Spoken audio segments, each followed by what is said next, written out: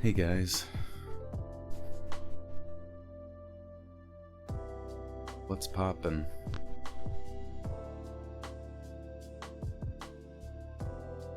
Oh. All the Jeffrey and James drama. Yeah. Time for some Let's Read drama. Honestly, I think all that drama started was because I was gone for a week. Otherwise, Keemstar would have had something else to talk about. It's Let's Read. Kashi, welcome. This is real. We about to take off. We about to pop off.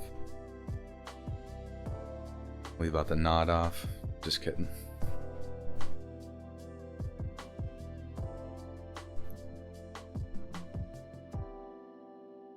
Sounds like the opening to a romantic rap. I could sing some romantic rap for you. You guys got to write me lyrics. Ready, go. Thank you. I'm glad I'm sounding sexy. I'm glad that the audio is coming through for you guys. It's a learning process. Hey, there's Robin. What's up, Robin? My dude. Robin's working hard on that Alien on the 500K subscriber special that we're doing about aliens. It's gonna be sick. He's got a bunch of custom animations he's throwing into it for the opening portion before jumping into stories. So I believe I have Robin listed in the description now for the individual who does the background art, as you can see where it says stream starting soon, and then when you'll see the portion in which I'm reading, you'll see good old Robin there as well. I feel like I should just make Robin a mod at this point. He's done so much for the channel. Tyler, Koch, what's happening? Yeah, do you guys like aliens? Are you big alien? Is alien buffs? Or are you just looking for buff aliens? Kashi, why is my timing so bad? It's Saturday. What you gotta do? Joel is dummy thick. Yo, I'm real thick. Thick. My accent is insane. Thanks. I'm a little sick right now. I went on a boat trip to Bermuda. I speak in cursive, that's hilarious. I'd never really done a trip to, or like a cruise before. I don't know if anybody else has been on a cruise, but I had never done one before. And then I did it, because a friend had an open spot, and was like, yo, would you like to go? I said, yeah, let's do it. Let's go on the boat. And I don't know, not really sure what to say about cruises. I don't know if anybody's ever been on a cruise before, but it's a little bit claustrophobic, to say the least. Whenever my friend we had gotten to our room, I swear to God, it was like a 2x4 confined space, and he had some sort of I was fortunate enough that he had some sort of respiratory infection at its peak when we arrived there, and he did not tell me. So I was I knew that I was in for it the second I heard him coughing. I'm like, alright, sweet, I guess I'll be sick.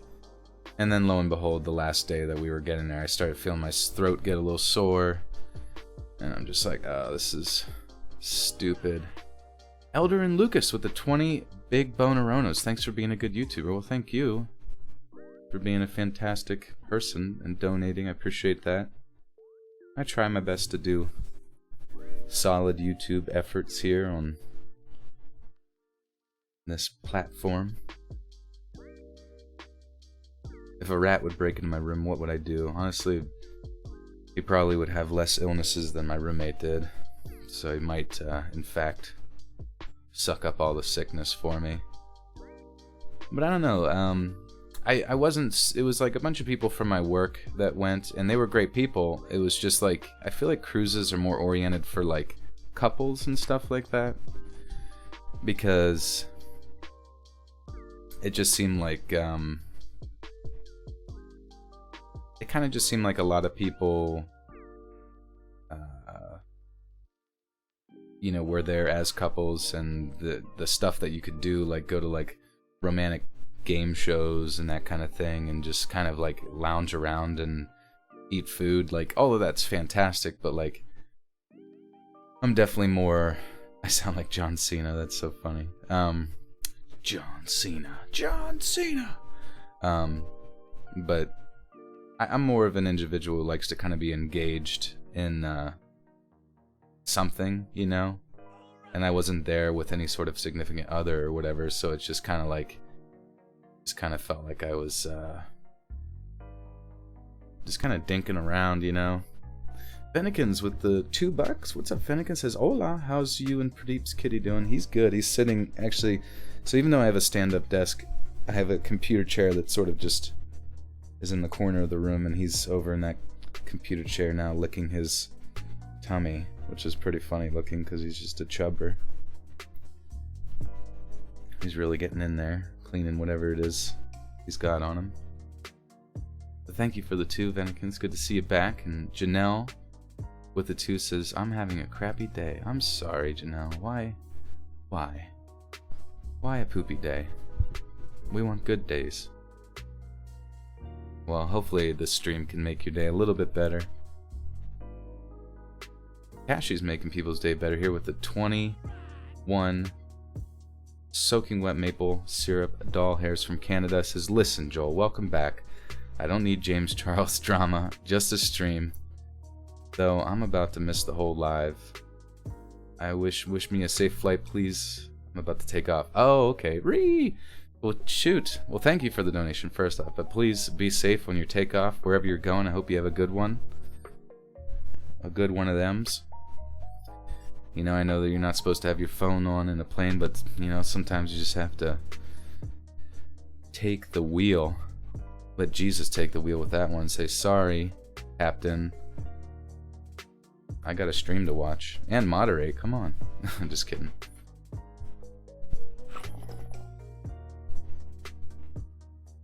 Be honest with you,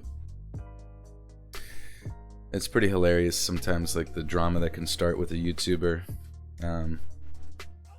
with the James Charles and the pro Jared, you know, all the stuff and the cheating and the perversions and the yada yada, you know. Sometimes you just kind of have to let it all just kind of melds together. You don't even know who's being a bad person anymore. I guess we're all just baddies. Just false messiahs, if you know what I mean. Vegan Penguin with a 2 says, hey, my favorite community, have a spooky day. Thank you, Vegan. We are a good community here in the spooky community realm. We all work together, and I was fortunate enough on some of the days that I was gone last week. It was kind of hard to pump out some videos, so I had Swamp Dweller and Mr. Davis stand in for me for the Wednesday and Friday videos, since I release Monday, Wednesday, Friday, 7 p.m. Eastern Standard Time. Yeah, so it's always nice, like, kind of get their name out there, but also, like, fill in where I am unavailable at that time. So that was great. I hope you enjoyed that. There was some pretty cool stories with Swamp Dweller doing some military stories, which seemed amazing. Bye, Kashi. Take it easy. Real tears. Just bawling on the plane. Then Mr. Davis did some legitimate no-sleep stories for his, kind of promoting his podcast called The Graveyard Shift. So that was pretty sweet. Sometimes it's nice to get back into the realm of the creepypasta. You think I'm a great makeup artist? I think so too. I think if given the opportunity, if I had some sort of daughter who needed assistance with, you know, putting a bunch of goop on her face to make her look better, I guess, you know, I could do it. Sign me up.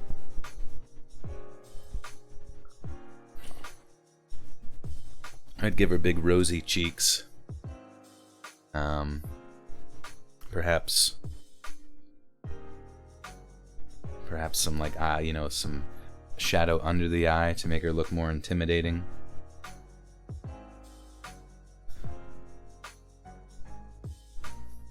But other than that, you know, we stopped in Bermuda on the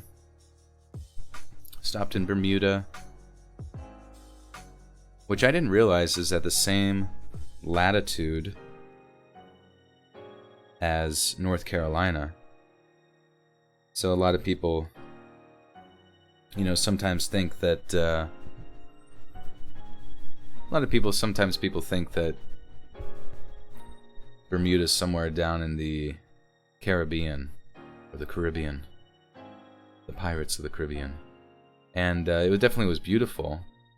But yeah, it's I guess it's right along, pretty far out there, because they were actually saying they're closer to Canada than they are actually to the Caribbean. So I thought that was pretty funny. You want me to post a picture of what I look like with the new Snapchat girl filter? Hey, I don't want to show off or anything, but I may or may not make a lot of you ladies jealous. And a lot of guys in here confused. Snapchat has brought about an evil thing by giving me that filter. But you know what filter I do miss on Snapchat is the one where it was like a custom filter. And with the custom filter, you could just like pick, it would recognize faces from your pictures, and it would recognize, you know, faces from your pictures, and you could like intertwine them with your own face. And that was, I always thought those were hilarious. I don't know if that still exists or not, but I remember, like, so, you know, it was always on the way end, and then you would scroll over, and I don't see it anymore. I see, like, they have options for custom filters, but it's like you have to submit them or something weird of that nature. I don't know. Strange. How come everything good gets ruined, guys? They're like, oh, something good? People are enjoying something? Cut it off. Gotta put a stop to it. Holly Fraser says, hey there, from down under, from old Australia. Saw you guys had a little bit of an election going on down there. Nah, we won't talk about that. We were trying to avoid the drama, even though I say that as I talk about it, but add you on Snap. You guys, you can find my Snap. I'm sure it's out there somewhere, floating around. I post some pretty funny stuff on Snap, but mainly it's just my cat doing something cat-like. But, yeah, it was, you know, Bermuda, walked around, it looked like a fortress town, did like a, you know, glass bottom thing. To me, I don't know, cruises are cool. It kind of reminded me of stuff that would be cool as like a kid, and then also cool again whenever you're like 80. There were a lot of areas where it had to specifically let people know that you won't be able to do this activity if you can't climb stairs. So that was one thing that they had to make people aware of. Snap is only good for nudes and filters. Noodles? Pictures of noodles? Is that what you're referring to?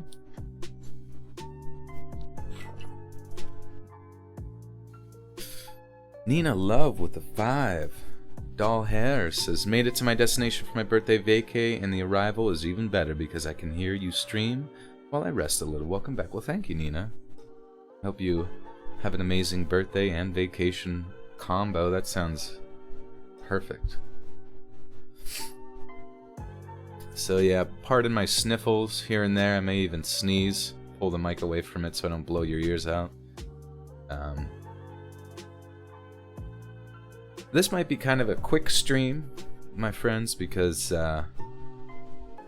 we're doing kind of a theme-oriented stories, and it is based around spring break experiences. I don't know if we're I don't know if we're too late to the spring break game, but I'm sure there's somebody out there, some school, even though most people are getting out for summer.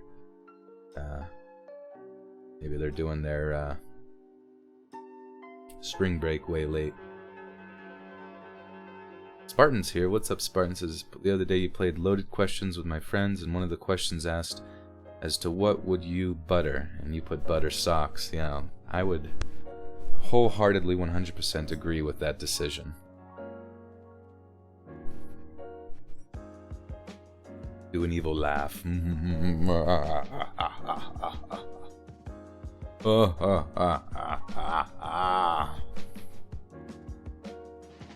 Will Sharp with the 2 says, best investment of the day. You're gosh darn right. I'm gonna return your investment with some dividends, some stories of the spring break variety, and we're gonna dig into.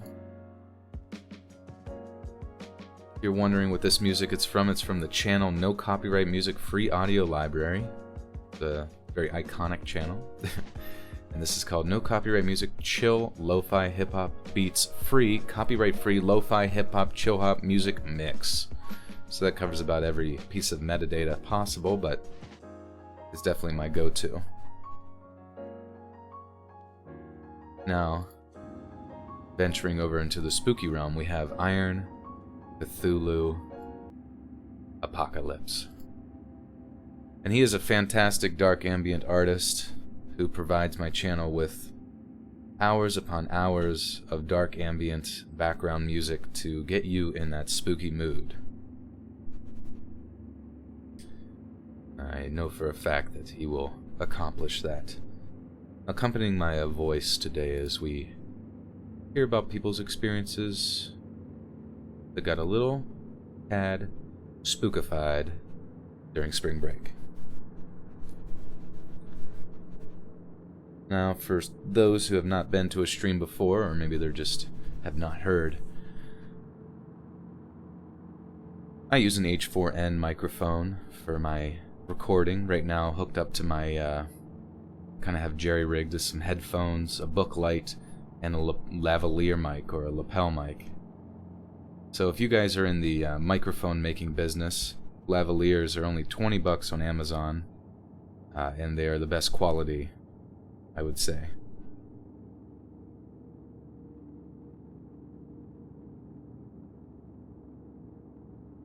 So if you guys are in the business of making microphones, please do me a favor and make an amazing gaming rig headset or something like that that I could use for streaming, because that would be pretty awesome. Otherwise, I'm kind of jerry-rigging my my own situation here. Now, we only got about 6 stories tonight, but we'll make them count. Before I start, make sure your socks are buttered. I'm going to lube my lips, as those in the reading out loud game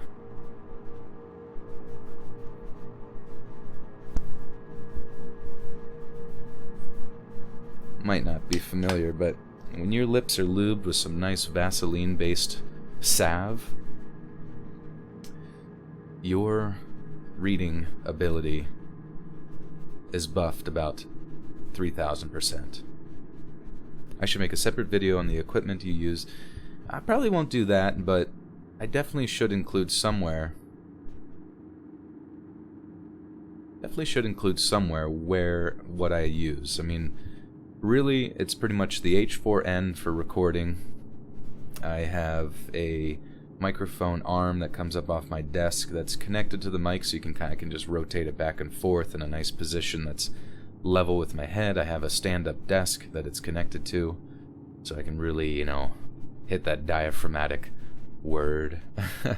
I'm definitely not a singer, but I got a pop filter, as most narrators or anybody that's doing recording on YouTube or anywhere else has. I also have a little for the H4n and or Zoom, by the company Zoom, I guess. It's got a little remote that's like a start and stop recording remote.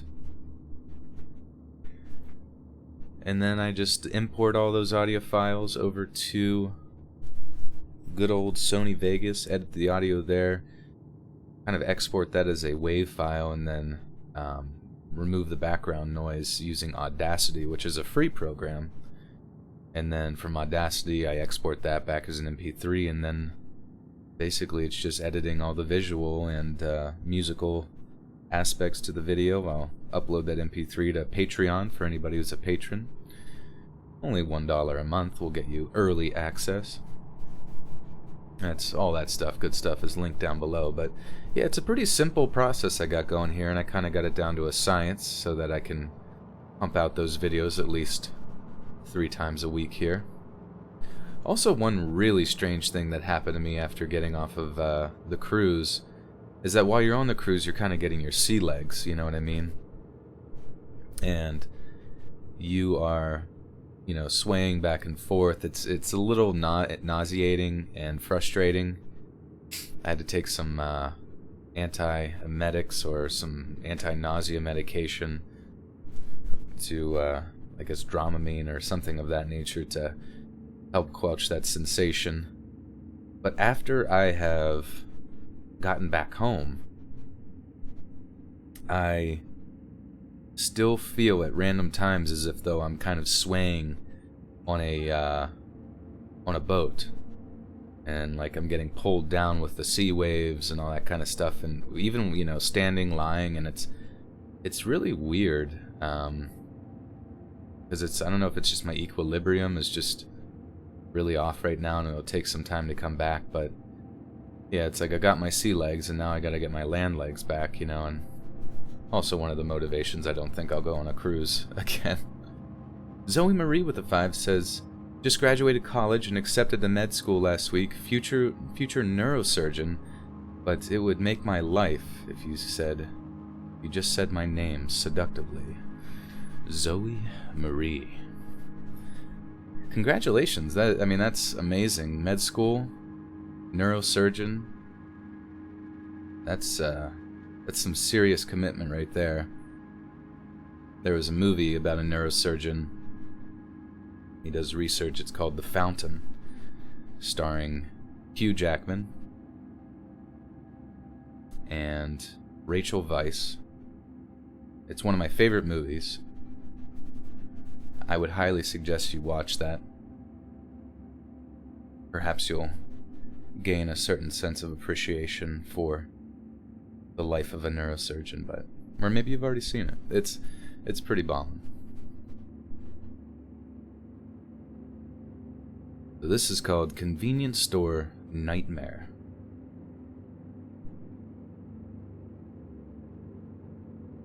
When reflecting on the events of this night, to share this story with you, I realize how truly lucky I am. This event took place a few years ago when I was taking my family on a road trip for spring break. I'm a father of 2 beautiful girls and married to an amazing wife. At the time of the story, my daughters were ages 6 and 8. My wife and I decided it would be best to just drive throughout the night rather than stay somewhere for the first night of driving. In the middle of the night, I was starting to get a bit tired, so I decided to stop at the rest stop and grab some coffee and use the restroom. I figured the fresh air and stretching of the legs would be just what I needed to proceed. Whoops. Oh yeah, anybody who's in charge of mistakes tonight, I'm sure we got Spartan on it. He's got it pre-logged into his chat there to troll me. You want to start a live stream one day and have 1 million people watching and everyone donate 50 cents. That would be nice. That would be pretty crazy. I've always been curious what the most largest number live stream ever watched was. I remember, obviously, Ninja gets quite a bit doing his Fortnite reads. But, what's his name? Whenever Dr. Disrespect came back from the drama surrounding his cheating on his wife and whatnot, it was just funny. Like, coming back from that, he had upwards of like 300,000 people watching or something like that. It was kind of insane. He was getting massive donations too. So maybe that's what I need some drama in my life, guys. Help me figure that out. Just kidding. I'm just kidding.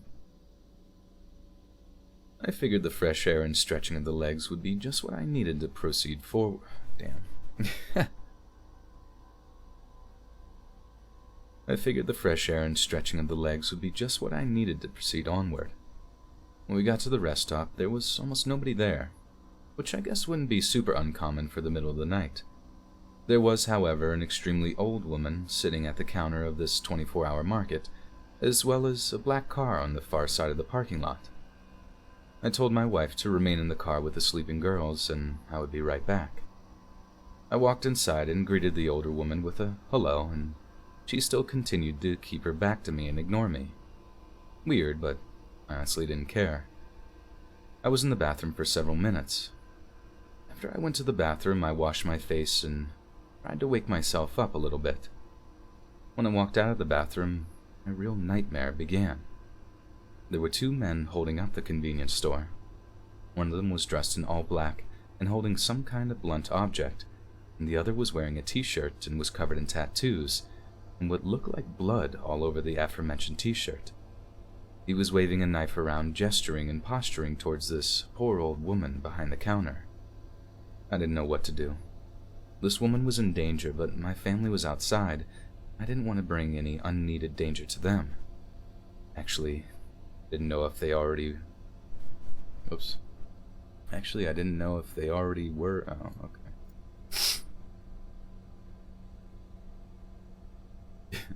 Spartan, thank you for the math. He says I would make $500,000 if I had a live stream with 1 million people donating 50 cents. Well, guys, we got to get on that. Just if everybody tells at least 100,000 people about my channel, we should be able to make it happen.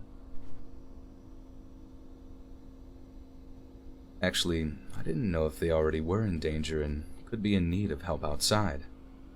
Luckily, my cell phone was on me. I went into the bathroom and quietly called the authorities. The lady on the phone told me to stay on the line, and just before I could respond to her, the bathroom door busted open. I jumped up on the toilet seat and turned the call volume all the way down on my phone. I looked through the crack on the stall door, and there was the guy covered in blood. I was holding my breath, hoping he wouldn't come into the stall. I also began fearing for my family because the other man could have went outside and noticed my family in our van. The man in the bathroom began to wash his hands and kept uttering the same line. "We got this. We got this. We got this." My instincts were telling me to jump out and attack, but my brain was telling me to just wait. This man had a knife, and if I tried attacking him, it may not end up well for me. And how could I protect my family if I was injured? After about a minute, he left the bathroom. I forgot that I was still in the line with 911, and I put my phone back in my pocket. I slowly crept out of the bathroom and didn't see the old woman at the register. All I saw was the two men behind the counter stuffing what looked like a cash.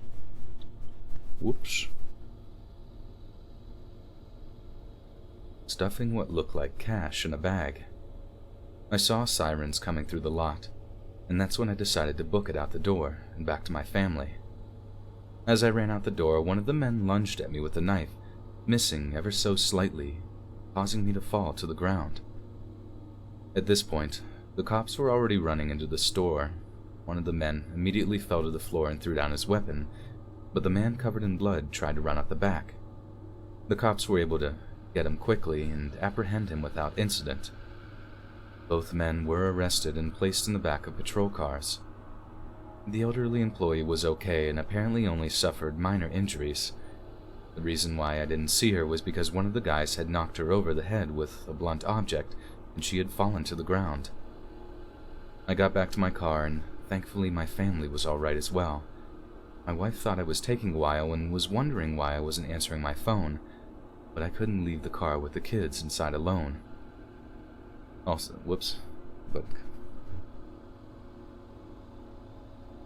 But couldn't leave the car with the kids inside alone. Also, from her vantage point, She couldn't see what was going on inside the store.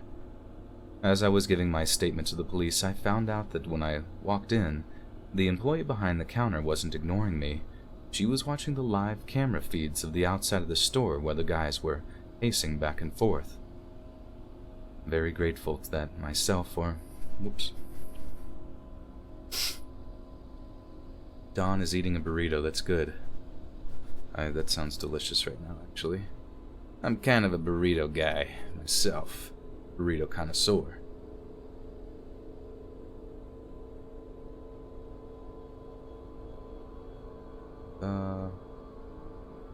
She was watching live camera feeds of the store pacing back.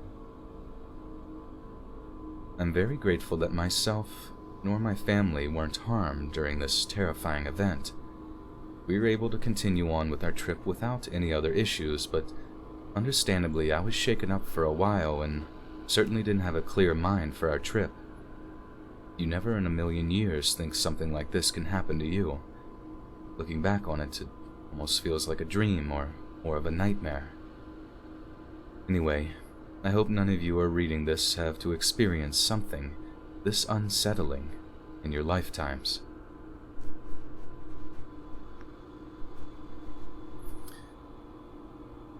Oh, the background hasn't changed. Thank you. Sorry. There we go. Good idea.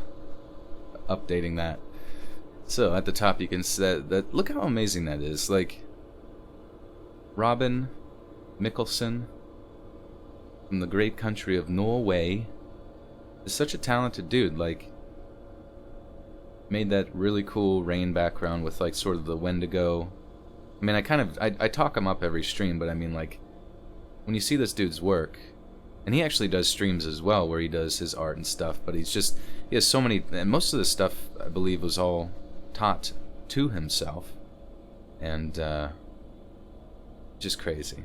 But he made all that background as well. If you guys have a story, be sure to send it to reddit.com/letsreadofficial. Thank you to everyone who donated in Super Chat thus far, or just for being here, and be sure to follow on social media, Let's Read Creepy and Let's Read .official on Instagram. Oh my gosh, MV says, "Sup peeps, hey, Let's Read." MV and Kashi are, believe it or not, the only two members, I guess it's called, members.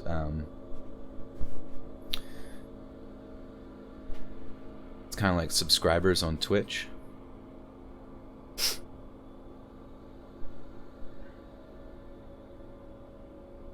But, yeah, get lots of cool, I believe you get the cat bug emoji. I might even have to consult Robin to make some cool emojis for the channel. He did make some amazing donation animations that I still have to apply to my stream, so that whenever they're brought up, I can make it so it rotates between a few different ones, which would be pretty neat, I think. Joel is being good with his cussing. Oh yeah, I'm getting real good at bleeping myself out. Emily, what is up with the $10? Says, heck yes, I woke up from a nap just in time for the live stream. You certainly did. Thank you so much for the 10. You may notice I have a bit of a sickness. I got like a whole Brita filter of water ready to rock and roll. Fondage is asking if I'm on Twitch. I am not on Twitch. I have one. It's like Let's Read _YouTube. And I'll randomly get followers on there and stuff. But I never stream on there just because, you know, I would never, it would be so, it's so hard to move people from one platform to the other. I know some people try it, but it's a difficult process, and, you know, now that YouTube has the live streaming situation on here, it's like, there's really no motivation, per se, to go over to Twitch. My voice is amazing even with the sickness, thank you. Maybe I sometimes, honestly, did you ever listen to someone who's sick and you kind of like their voice more? I know that sounds kind of weird, but ever since I was younger, I would hear people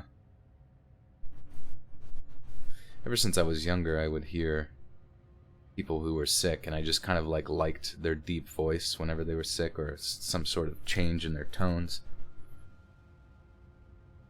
Do the Batman voice. Chelsea, I am very sorry to hear that. That's very sad, and I apologize. Hope we can help your evening here. Do I have a personal Instagram? I do not have a personal Instagram. I just have the Let's Read official, where I follow all my meme pages anyways, and post quite a few of those memes on my story there, as well as update people on when I'm going to be streaming and what new videos are coming out. I gotta sneeze like hardcore.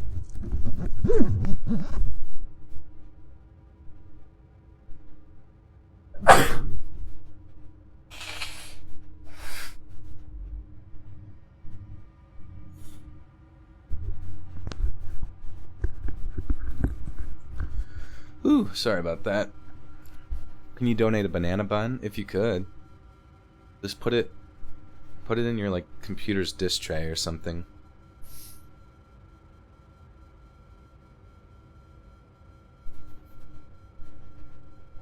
Oh man, there's a lot of snot in my sinuses. Thank you for the blessings. Do I smoke? I don't smoke. When I was on the trip, I had some cigarettes with a friend who was a smoker, but it's mainly just for the sort of, occasion, because otherwise I don't smoke anything by myself. I kind of just, also cigarettes, like, they make you stink, which I really hate, and obviously they cause diseases. They certainly don't help my cardio any. I'm trying to exercise. Micah Lovely says, "Can you see mine text to you?" I don't know. Did you text me? Do you have my number? What's going on? Did I get doxxed? JK. Shame on all the smokers, I know. They're living it up while everyone else is trying their best. Alright, so this next one's called The Strange Couples.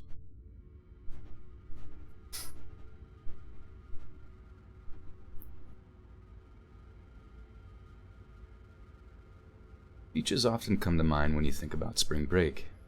That's probably because most people need a break from their stressful job or schoolwork and want to get away. And what better place to unwind than the beach with warm sand, cool breezes, and refreshing water? The scenario in my story was unfortunately not the relaxing getaway that I had hoped for. A couple of years ago, my boyfriend and I took a trip way down south to enjoy some much-needed relaxation. We both were extremely stressed with work and really needed a mental break from everything at the office. To be fair, most of the trip was pretty relaxing until a night where my boyfriend and I were laying on the beach, which was weird for us. We never really went to the beach at night, as we both preferred the warm sunlit... Sorry. I need to, like, gargle, because...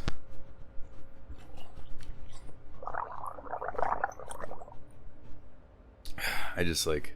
After that sneeze, my throat got really scratchy. Jess says, "I'm only 19, haven't smoked yet. I can, just haven't. I would advise not doing it." In all its various forms. It's just, cigarettes, eventually it literally, like, it's not like you're, like, I can understand why some people, like, would, smoke grass, if you know what I'm saying, just because it's, like, it alters your mindset. Maybe you're trying to have a good time or lighten the mood or whatever. Obviously, you don't want it to become, like, a crutch for your life, but, like, to me, cigarettes, I grew up with both my parents,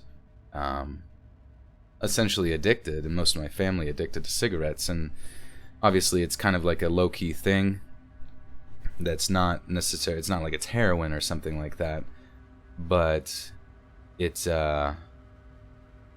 it definitely took their toll on them. They certainly couldn't do as much, and people I've known have suffered severe issues with their lungs and stuff from elongated addiction to cigarettes. It does make you smell worse and kind of just smell yucky. And everyone always has to spray stuff on themselves or use some sort of like breath thing, and then you're addicted to it, so you essentially are like in a bad mood until you get one. So it's not like you're using it for some sort of like benefit. You literally are just someone handed you this stick that was on fire, and you're like, oh sure, I'd like that to become a lifelong problem. That sounds great. So don't smoke, kids. It's not worth it.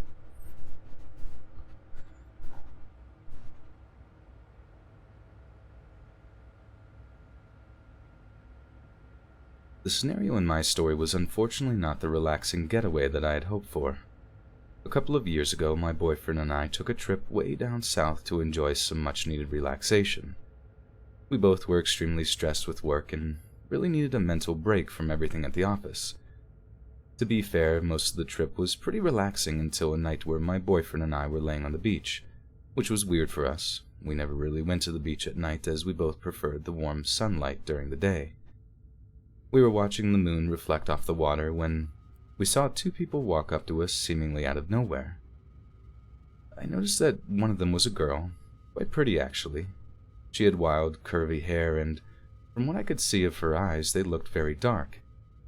She was wearing a beach cover-up over her bathing suit, and a beach cover-up? What's a beach cover-up?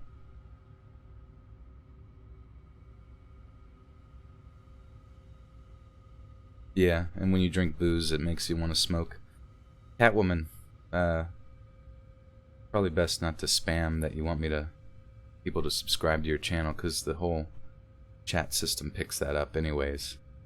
So it's just going to hide all those messages, my friend.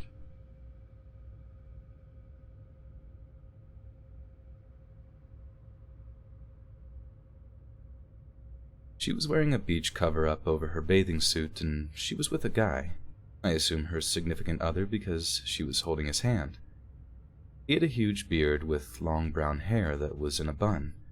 He was wearing a red flannel that was unbuttoned with no shirt underneath and just plain bathing suit shorts. They just stood there, standing over us, way too close, making us uncomfortable. Both of them just staring and smiling at us, honestly smiling for no reason. Finally, my boyfriend, a little annoyed, said, "Excuse me, can we help you with something?" The woman, still smiling, said in a slow, soft voice, "You two are quite beautiful, you know." I was at a loss for words and just looked over to my boyfriend, and he just said, thanks. Can you leave us alone now?"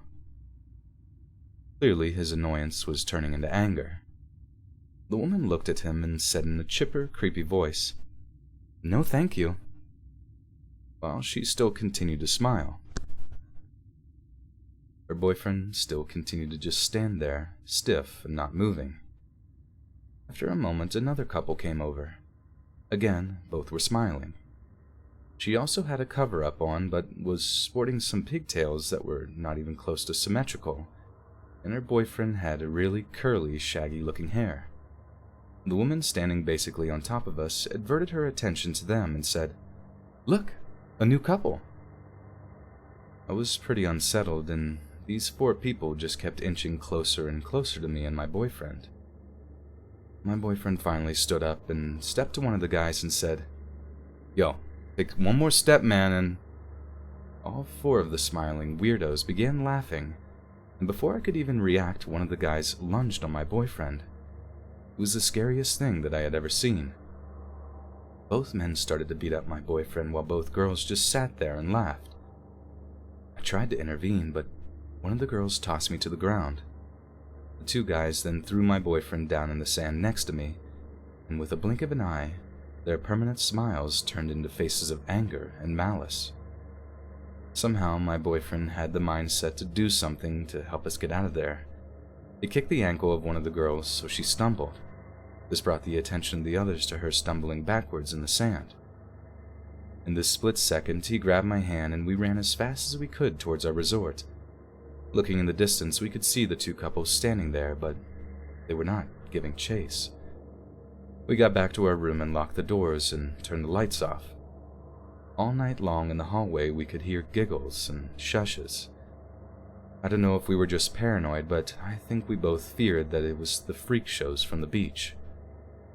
The next day, we checked out early from the hotel and left for home. We didn't want to risk running into these dangerous strangers again. We also didn't want to call the cops and file a report and all of that. As we were leaving the hotel and walking to our car, we saw the two girls on the corner of the street waving and smiling at a car that wasn't ours. We couldn't believe it. We just peeled out and left for home, putting this experience behind us. When we got home, we decided to inform the resort of our incident, and they apologized and said they would look into the matter, but stated since no report was filed at the time of the incident, there was probably not much that they could do.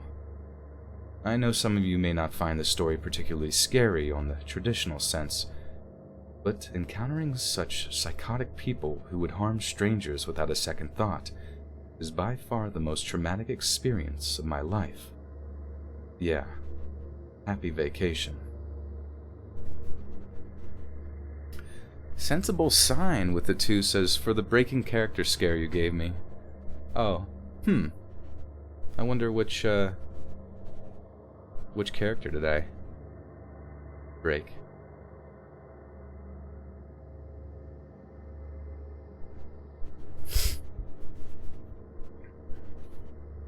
But that would be creepy. Just kind of minding your own business, and that kind of reminds me a little bit of Us. What's that movie? Yeah, Us, with Jordan Peele, director. Just the sort of weird, emotionless murderers that come up to you.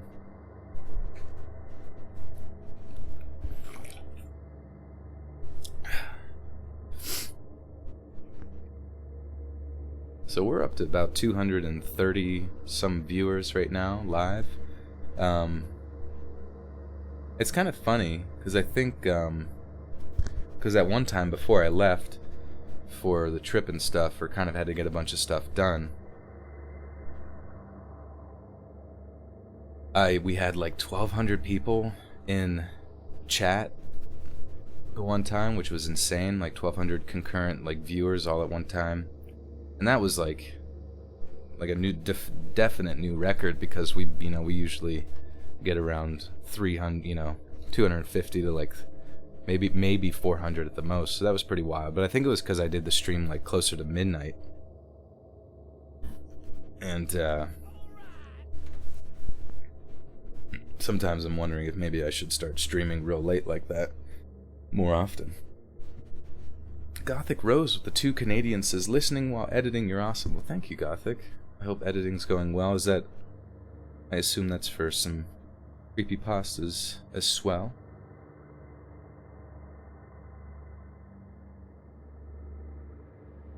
Yeah, I wasn't sure if like YouTube changed something so it was like telling a bunch of people, because sometimes I wonder if like what motivates the YouTube algorithm to tell more people about a stream.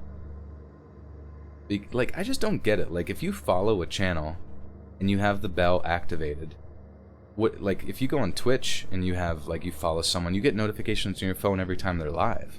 Like, every person you follow, or at least have notifications on.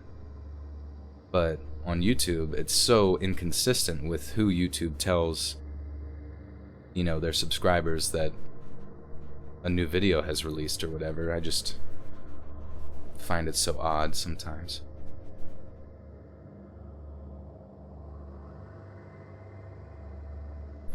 So this one's called Stranded in the Woods. I looked over my cat and he was like mid yawn, and he just looked like really funny because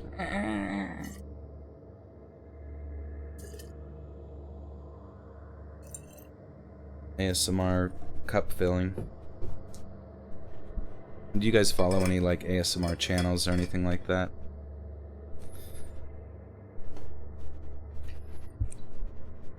I don't know if you guys know Jibby ASMR. I don't really watch ASMR stuff, but I like, just out of interest in other people's like YouTube endeavors and having friends that do like ASMR or whatever.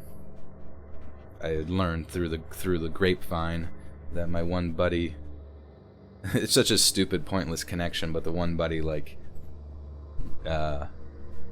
played World of Warcraft with the brother of Jibby ASMR. And the reason it was weird, and the reason my friend told me about this, was because like that friend who used to be my roommate, like he just has so many individuals that he sort of knows through some strange happenstance. Like either they found him, like if you remember that Viner, like Ed Breen, and like I remember, well, he had a YouTube channel, and like Evan Breen, yeah, and then like iDubbbz, he like had talked to, I guess, before, like commented on his stuff. Sam Hyde knew from him, and like various other like artists, and it's like now he kind of made a joke or whatever where it's like, 7 degrees of our friend, because he just seems like he's in contact through some sort of abstract means of like everybody that's E-list famous or whatever. Sensible sign with the 2 says, what I meant was I thought this was a video. Oh, okay. Oh, right, yeah. So you started the video and then all of a sudden a break character. Give you a spooky. Do more schoolyard stories. That sounds pretty good. Intoxicating Darkness with a big 10 doll hair dono says, it's because you have to keep clicking the notification.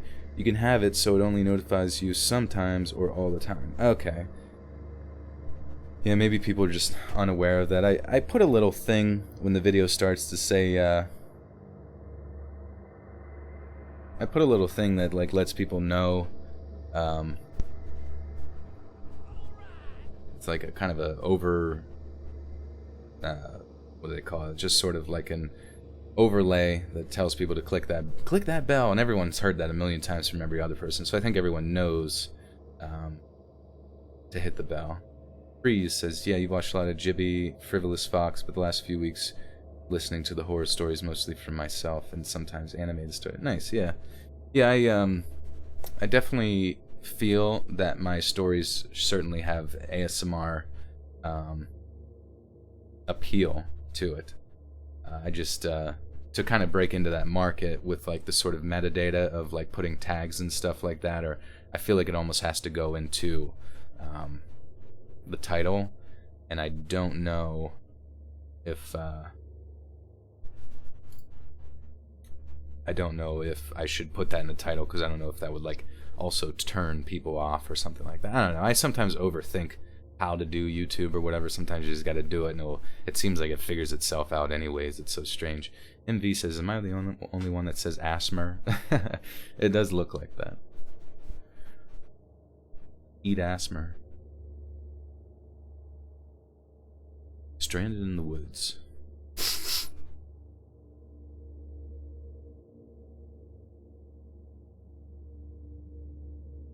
Let me preface this by saying that terrible things don't just happen in the movies, but in fact they can happen in everyday normal life.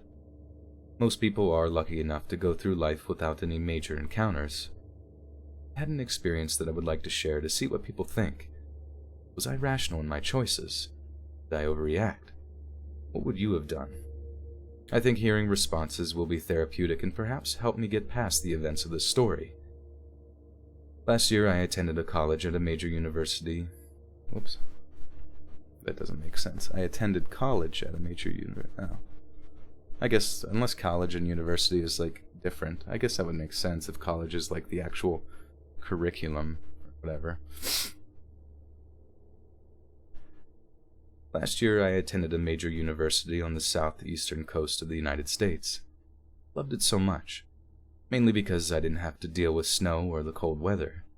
I basically had hot or warm weather every day, which was a huge change from the climate I grew up in.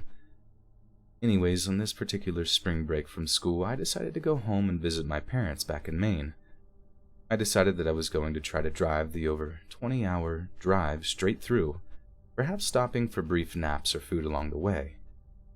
At first, this seemed like an awesome idea. I could get there relatively quickly and spend most of my time at home rather than traveling. I spent most of the drive listening to music and catching up on some of my favorite podcasts. Unfortunately, the trip would take a terrible turn in Pennsylvania. I was driving through PA shortly after midnight and, well, my eyes started to get a little heavy, and I was having a lot of trouble focusing on the road. Nobody who has driven through Pennsylvania knows that it's, well, and anybody.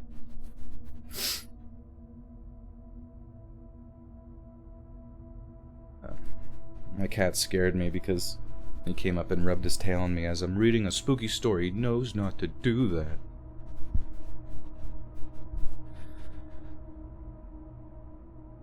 Anybody who... Where am I at? Okay. And anybody who has driven through Pennsylvania knows that it's a hard drive even when you have complete focus. It's always foggy and very mountainous with many twists and turns. I decided that my next rest area I would pull over and at least rest my eyes for an hour or two just to be safe. Well, I never made it to the rest area. I dozed off for a second and lost control of my small car, and went right off the side of the road through a guardrail and down to a small drop-off. Miraculously, I wasn't injured too badly, but my car was destroyed and I was completely surrounded by trees, not sure of how to get back up and onto the highway. Of course, it was pitch black outside and the trees consumed the entire area, blocking out most of the natural starlight. I tried to remain calm and ignored the terrible pain I was experiencing to try and call and get help. One problem, I couldn't find my phone. It was in my cup holder, but after the crash it was so dark I couldn't find it anywhere. Inside or outside of my car, no luck. I didn't think I was injured badly as previously mentioned, but I wanted to use the flashlight on my phone to make sure I didn't have any major cuts or anything. I then decided my best course of action at this point would be to see if it was possible to climb back up the slight decline that my car had fallen off of. It seemed impossible in my condition and with the limited visibility. It just wasn't a height I could reach at the moment, and truth be told, I was lucky that I wasn't injured further after my car dropped down. Thankfully, the guardrails slowed my car down enough. Realizing that climbing, driving, or calling anybody wasn't an option, I began to yell and scream for help. But as you can imagine, it didn't work. I slouched to the side of my car and finally started to feel real emotion. I was scared and cold, and now the real fear finally started to make my eyes fill up with tears. I had no survival skills. What was I going to do until morning?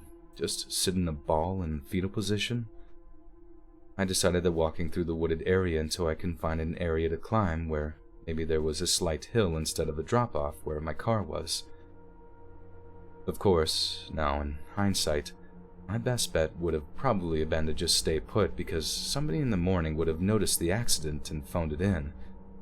Maybe even someone passing by in the night and noticing the damage at the side of the road. As I grabbed some items from my car, I heard a noise. It sounded like ruffling of tree branches and footsteps. I hid on the other side of my car, paralyzed in fear. What kind of animals did they have in Pennsylvania? My first thought was a bear or something like that. Is that how it's going to end? Mauled by a bear? However, what actually presented itself in front of me was even more shocking. It was 3 men coming out from the trees. I couldn't make too much out, but all 3 of them had huge beards. Looked like they were clothes. Whoops. The Devil 50 Gaming with the $2 says, "Hi, I'm a big fan. Keep up the good work." Well, thank you. Devil's Gaming.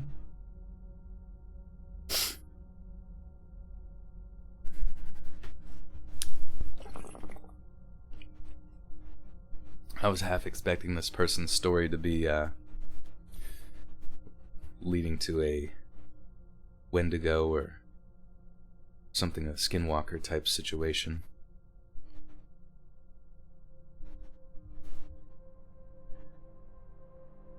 I couldn't make out too much, but all 3 of them had huge beards, looked like their clothes were completely dirty and were carrying hunting rifles. I wasn't sure if I should yell for help or to stay hidden from those men. For some crazy reason, my instincts were telling me to stay hidden, which seems like the exact opposite thing you would be in a situation like this. One guy, who looked like the tallest of the three, yelled out in a raspy, rugged voice, "Anyone there?" They didn't have any flashlights or anything, so I decided to quietly sneak around the other side of my car, make a run for it into the woods. As I slowly and very quietly made my way around the car, I was wrestling with the idea in my head that these people probably just wanted to help, and I was probably putting myself in more danger by running into the woods. But the demeanor and possibly...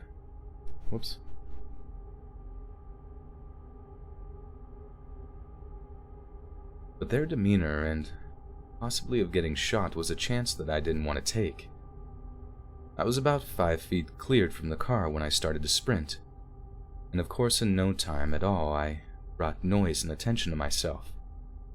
The same man as before caught a glimpse of me as I ran into the woods and yelled, "Hey! Hey, get back here!" I swear I heard the loud boom of a gunshot. I didn't hear it hit a tree or anything, I just remembered hearing a loud boom. I don't know what else it could have been. I was terrified. I heard them following me from what seemed like several directions. I heard one of them yelling something about private property or restricted land, something of that nature. I just kept running and running for about an hour until I finally saw faint lights shining through the trees. It was a road that looked like it led to a small town or at least a few stores with lights. I walked into the gas station, feeling and looking bloody, battered, and bruised. The worker inside looked baffled and disgusted. I told him to call the police. The police showed up in no time and parents were notified. They were going to drive down and pick me up as soon as they could. The police insisted I go to a local hospital so my injuries could be assessed. When talking to the police, I told them everything about the 3 guys that came to the scene of the accident, chased me with weapons into the woods. The police said that they would locate my car and take a look to see if they could find anything or anyone. My car was empty. Oops, that's a new paragraph right there. My car was empty. Everything had been stolen out of it, and some of the interior car parts had been removed. Nothing else really came from this incident. I didn't have any major injuries and my insurance took care of the car. I now live... Whoops.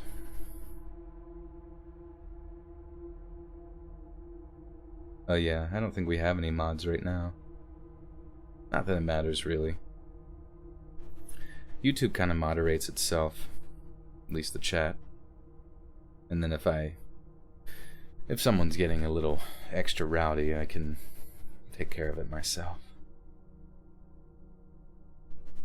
But you guys are awesome. I mean, really, no one on here is ever rude or anything of that nature.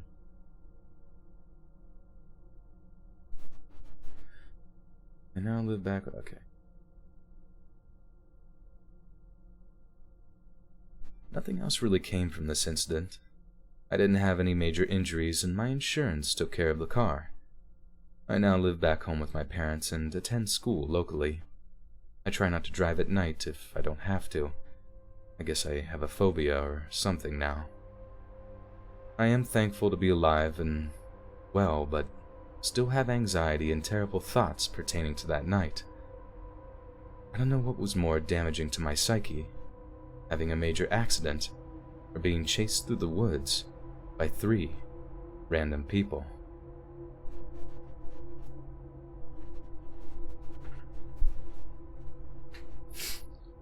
Gothic Rose.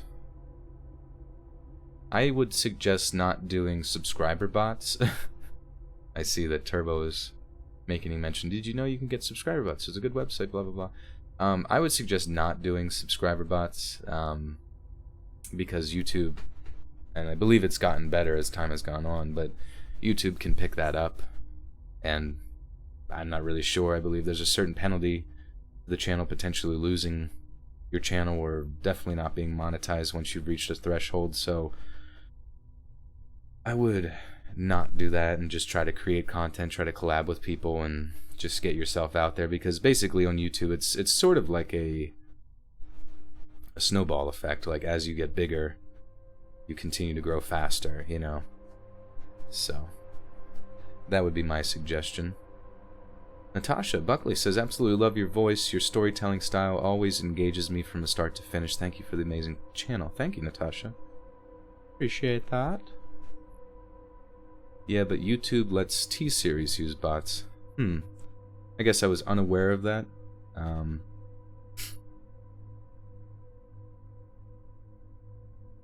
Yeah, I'm not really sure what the situation is with T-Series. I think, you know, I don't really know why T-Series would, you know, I get it, it's like they're fighting against, or like the aspect of PewDiePie from a marketing aspect would make sense.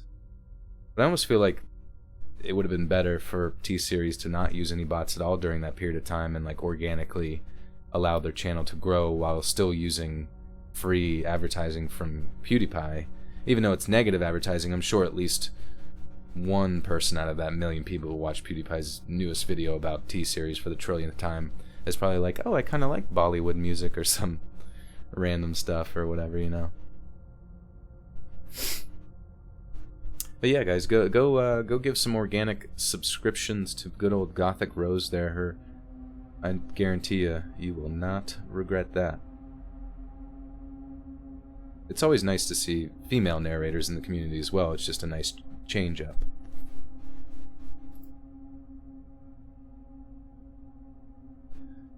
I have to use the bathroom, so I will be right back. I need like a be right back thing or something I can put on overlay or something like that, just some text. But I'm gonna use the bathroom, be really quick. I'll wash my hands, I promise.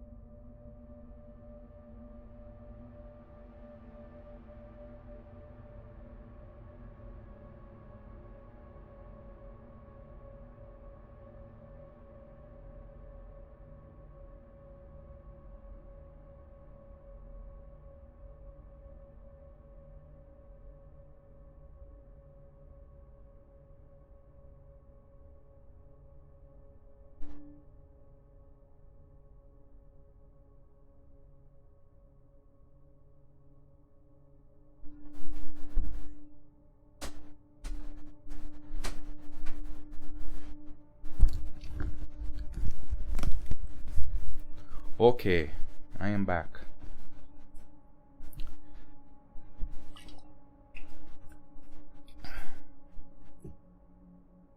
Oh boy. We're on story 4 of 6, so I guess we've hit the halfway mark. An hour into the stream. Thank you guys all for being here. I've returned. No longer need to feel lonely.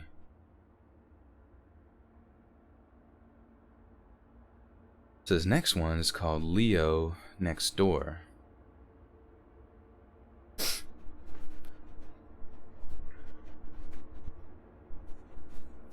What do you guys think would happen to the... Oh, now I gotta sneeze again, sorry.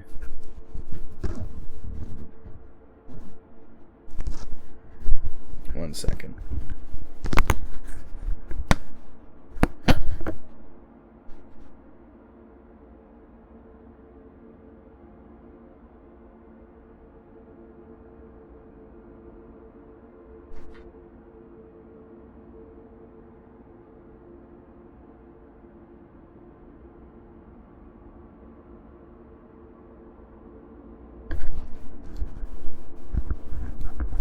hate, like, when you have to sneeze and you don't.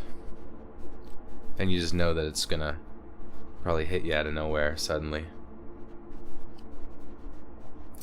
Alright, so this next one's called Leo Next Door.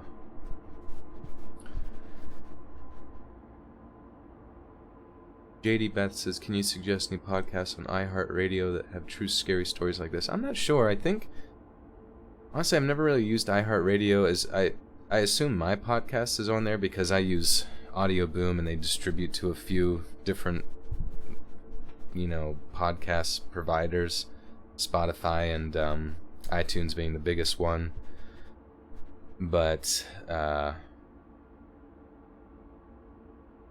Spotify being the biggest one, and iTunes, but I believe I have iHeartRadio on there, so I'm not, maybe I'm tapping that market, and I don't even realize it, you know what I mean? Also, we are, tap my nose tip. Never done that one. Oh geez, that does make me want to sneeze, kinda. Remember to wash my hands and put the toilet seat down for woman. For Wayman. I always put the toilet seat down for Wayman. Because I respect Wayman. Sometimes I like to leave it up. And then, as they run into the bathroom with their pants down backwards, they just fall right in. It's hilarious. It happens to all of them. Every girl that goes in that bathroom has, her technique for entering is butt first, pants down, not looking, praying to the Lord that I put the seat down. Didn't. Totally didn't. And now she's soaking wet. And I didn't flush either, so she's soaking wet in something.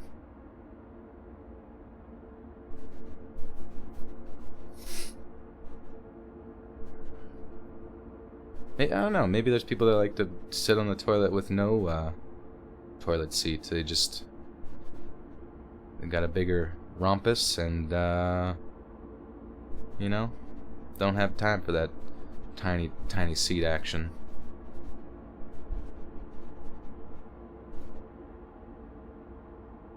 This story happened to me when I was 18 years old in my senior year of high school.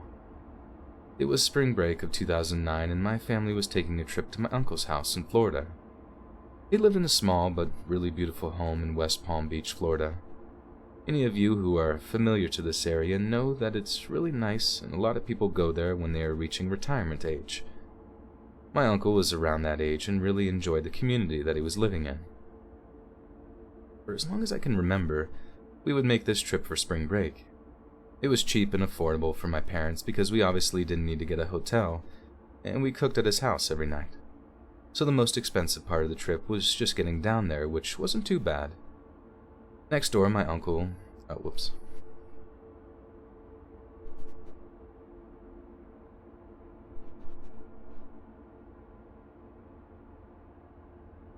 Next door to my uncle lived a guy named Robert, who was basically part of the family.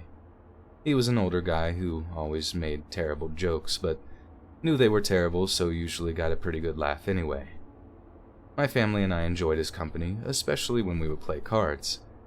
He was a great partner to have in most card games. Unfortunately, in 2009, when we went down to my uncle's house for our yearly trip, Robert was gone, and my uncle had a new next-door neighbor named Leo. When we arrived at my uncle's house, Leo was standing in his garage, pretty much just staring at our car. We waved, and he waved back. Only when he waved, he had no emotion in his... We waved, and he waved back. Only when he waved, he had no emotion in his face. He was pretty tall, definitely over 6 foot and slightly overweight. He had the build of a bodybuilder who had just gotten older and was not able to keep up with the lifting.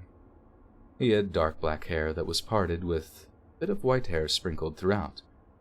The first few nights went great, and we had fun just visiting and enjoying the beautiful Floridian weather. I think the third day, my brother and I were throwing the football around the yard, and we noticed Leo just staring at us again through his front window. I mean, it was harmless. It was kind of weird and creepy. He was blatantly just standing there, holding the curtain back and watching us. Later that night, my brother and I just sat outside on the porch, just hanging out talking about the NBA and enjoying the beautiful Florida night. All night long, we heard strange noises coming in from Whoops.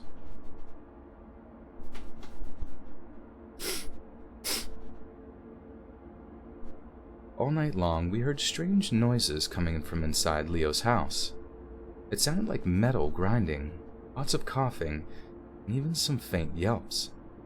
And I kid you not when I say all night, 1, 2, even 3 a.m., all this commotion persisted. We thought it was weird, but we really didn't think anything of it.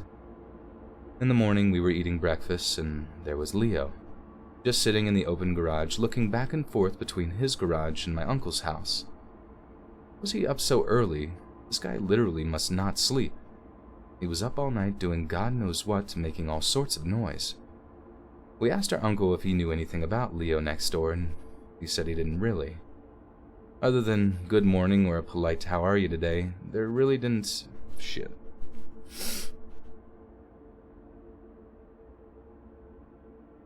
Other than good morning or a polite how are you today, they really didn't say much to each other. My uncle did say that he was quiet, but always polite to him and stays out of everyone's business. He didn't attend any community meetings or activities or anything like that. We asked about the loud noises at night, and my uncle said he didn't really know much to... Wait, what? Oh. We asked about the loud noises at night, and my uncle said he didn't really know too much about that, and I've never really noticed anything before. Later that afternoon, my brother and I were throwing the football around again. Leo left his house to his teal minivan. We waved, but this time he didn't wave back. My brother and I both looked at each other and decided to go look in his windows. Now we knew that this was wrong, and I would have never ever recommended doing this, but our curiosity got the better of us. When we looked through some of the exposed windows, we could only see a little, but it was weird. There was really no furniture. There was a wood saw in the middle of one of the rooms and sheets hanging everywhere. There was also several shovels by the back door and some plywood on some of the floors in another room. Now, when Robert had lived there in the past, we had been in that house many times, and it looked nothing like this. The house was completely changed, and not in a good way. As we started our way back to the road, we were stopped on the side of the house by Leo. He stood blocking our way. He said in a very stoic and low voice, "What are you doing on my property?" Thinking quick on our feet, I just said to him very casually, "Oh, sorry, our ball took a really awkward bounce and we couldn't find it. We got it now, though. We're all good." We started to walk by him, as he barely gave us enough room to cross. As we got to the road, he shouted in a bit more of a frantic voice this time, "If I catch you on my property again, you'll be sorry." My brother was... Whoops. My brother...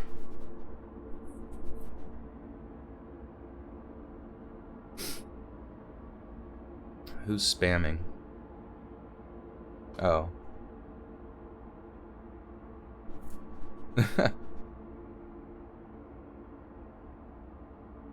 Or yeah, Soli's just putting the mistakes, and that's...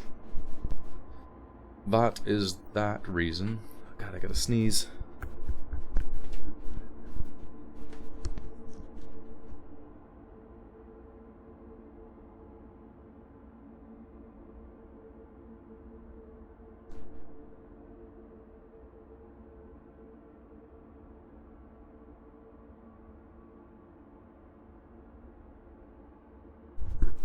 Or not.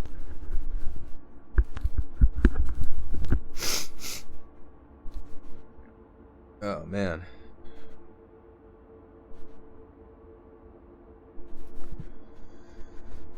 It's like I gotta sneeze, and then I don't once I take off. Because I have like the mic attached, and I don't want to like blow out the speakers when I do.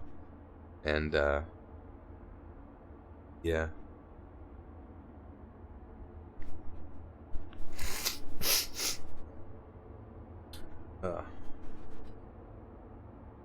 Okay. My brother has a bit of a temper, so I thought he was going to confront the creepy old man. But to my surprise, he was just as freaked out as I was. What did this guy mean? He'll be sorry, I thought. The next few nights, we heard the same noises during different parts throughout the night. The last night of our trip, we decided that we were going to get to the bottom of this one way or another. About 2 a.m., we snuck outside and crept up to the window we looked at the other day, and now it was completely shut up, just like all of the other windows. Couldn't see anything inside.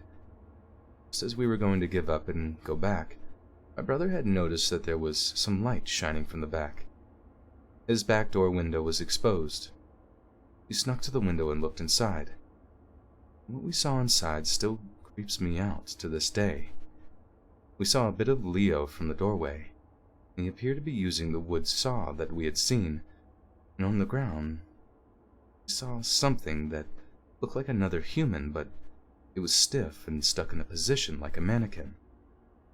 The mannequin, or whatever it was, looked like it had blonde hair that had been glued on. Our imagination what the hell?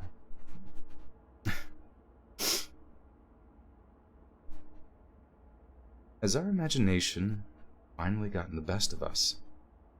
What were we witnessing? The tinkerings of a madman? Or someone preparing for something much more sinister? We left the next day and saw Leo again standing in his driveway waving goodbye to us. My brother and I felt sick about that night before. Unfortunately, we never did go back to that house. My uncle bought a new, larger home about 35 miles away from his previous community. I often think back to that trip and really wonder what was going on in there. Was Leo really up to something evil, or were we just two young adults letting our minds get the better of us? Maybe he was just a creeper with some type of weird fetish. Either way, I'm glad we never had to see him again. Turbo Afterlife Bro says, how do you play eerie ambience while recording? So it's just on my desktop, coming from a YouTube video, and I'm wearing headphones, so so it's playing through the desktop, like streaming through the desktop to you guys in Streamlabs OBS, but it's not being picked up by my actual microphone for recording.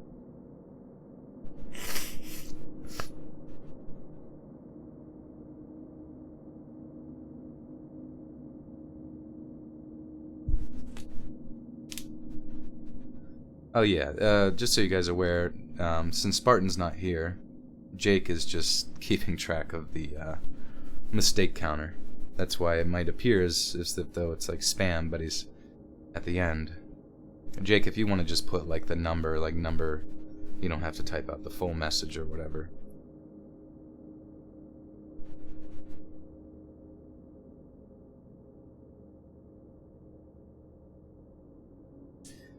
Thanks, Turbo. Yeah.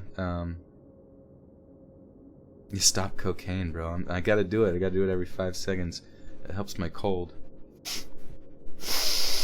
Oh, yeah. Now I can read stories. This is a long one. So we got 2 more stories to power through there, boys and girls.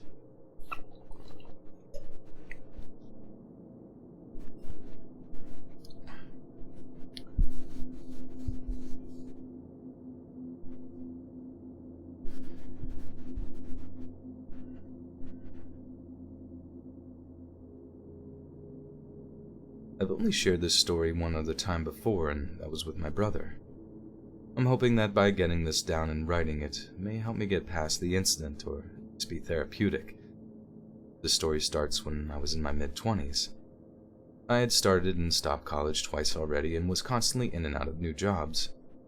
I didn't really have a direction in life and was kind of just going through the motions.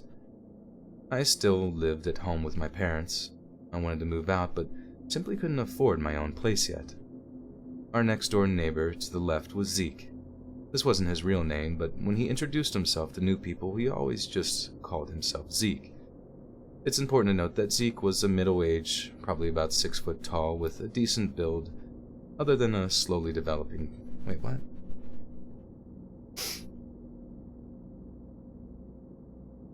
It's important to note that Zeke was middle-aged, probably about 6 foot tall, with a decent build, other than a slowly developing beer belly. He was slightly bald on top and had long hair about shoulder length. For the most part, he was a pretty miserable guy. Every time I saw him, he looked angry or upset about something. He was up all hours of the night and would always be wandering around his yard, complaining about something. I used to tell my parents I didn't think he slept because he would be up late messing around in his backyard and would also be out in his front porch extremely early in the morning when I left for work. As far as I could tell, he rarely left the house, and when he did, he usually came back within minutes. I don't know if he was independently wealthy or what, but I'm pretty sure he didn't have a job, unless he worked from home. My parents know Zeke a little better than me.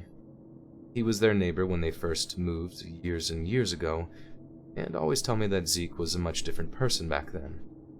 Apparently, when I was younger, too young to remember, Zeke lived in that house next door with his family. He had a wife and 2 daughters that I think were close to my age. My parents tell me that they would often be in the backyard having cookouts and swimming in their in-ground pool.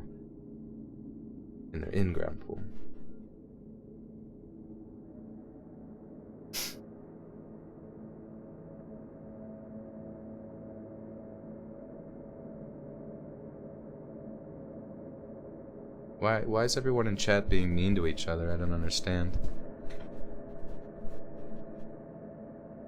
Oh yeah, maybe that did help, hitting the like button, to get more people into the chat. But yeah, guys, be nice to each other. We're only here to have a good time. Or just relax.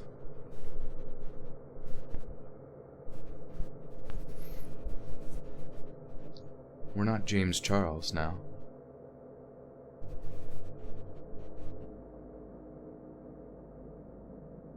No worries, no worries. Where was I here? Now, my parents have lived there for years. My parents say that one day, out of the blue... Okay. My parents...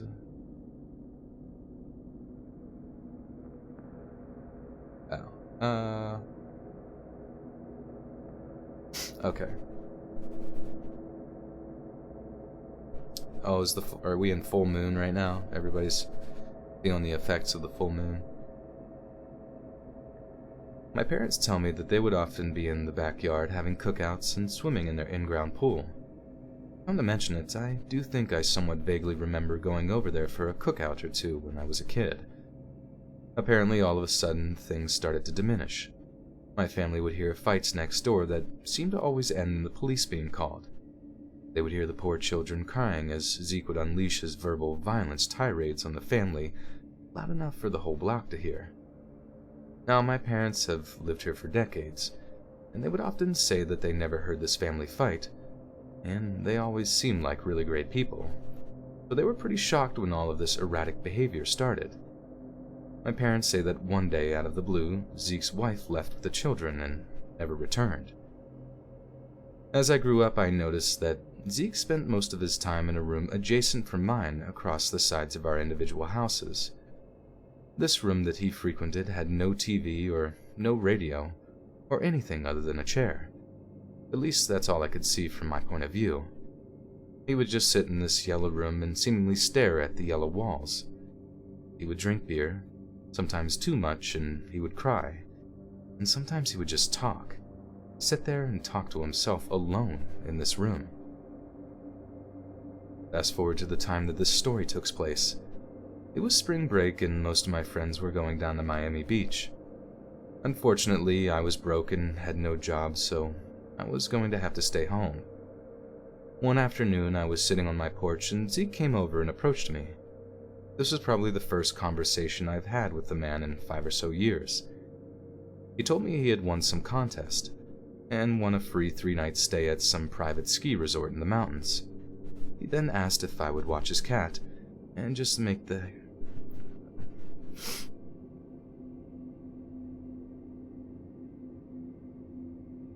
He then asked if I would watch his cat, and just make sure that the house was okay while he was gone. He told me he would pay me for my services, so I of course accepted, knowing I could use the money. He gave me a key and told me the cat food was on the counter and that I couldn't miss it. He told me to come over at 6 p.m. and to use the back door because nobody uses the front door anymore. I found it pretty weird that he didn't want me to... Didn't want to bring me into... I found it pretty weird that he didn't want to bring me into his house. I found it pretty weird that he didn't want to bring me into his house and show me where the food was, or even introduce me to the cat or anything. He literally just gave me a key and left. But I just figured, whatever, he's weird, so it kind of makes sense.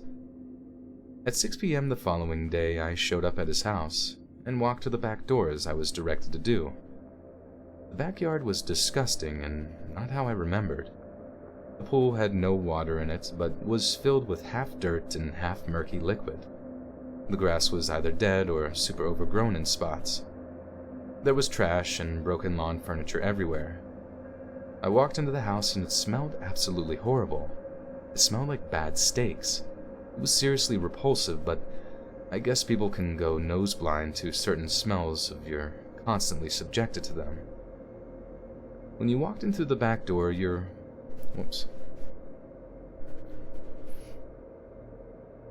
It was seriously repulsive, but I guess people can go nose blind to certain smells if you're constantly subjected to them. When you walked in through the back door, you walk into a long hallway. There were 2 rooms to my left and 2 rooms to my right. The first 2 on the left were the 2 little girls' rooms. It was haunting and a little sad because the rooms looked untouched. There were still toys on the floor and clothes folded on the dresser. One of the rooms had a board game on the ground that looked like it was in mid-game. The first room on the right was the master bedroom. There was a king-size bed that wasn't made, but didn't look like it had been used in years. There were clothes, including what I imagine were his ex-wife's clothes on the dresser, all folded. The second room on the right had the door closed, but a light shining underneath the doorway. I opened the door, and it was the yellow room that I could see from my bedroom.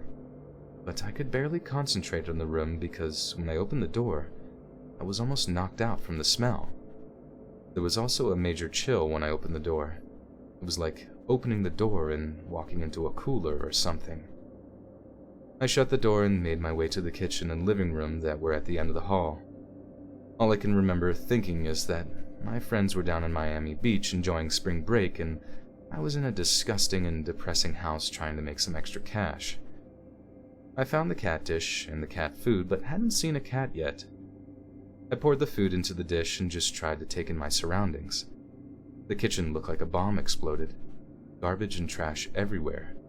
It was clear that Zeke had already given up on cleanliness, or at least pertaining to his... Zeke had given up. Full moon messes up mojo for show.